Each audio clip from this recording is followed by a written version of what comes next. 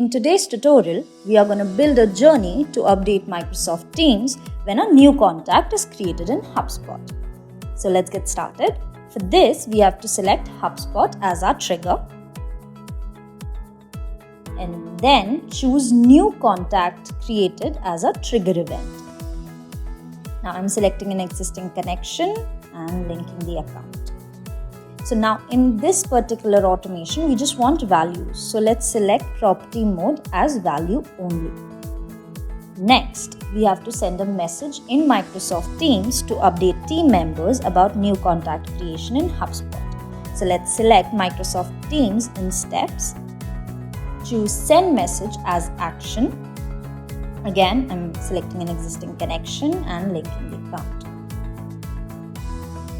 Now, you have to choose write tree and channel. Type in the message using HubSpot app data. That's it. We are ready with our journey. Now, let me just save the changes and start journey. Now, in order to check the output, let's go to HubSpot. Let me create a new contact. I'm going to add a few contact details and click on Create Contact.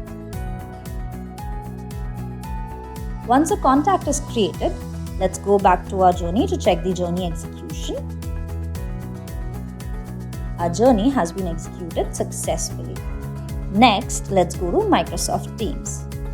Now, as you can see, a new message has been received with a new contact ID. Simple, isn't it?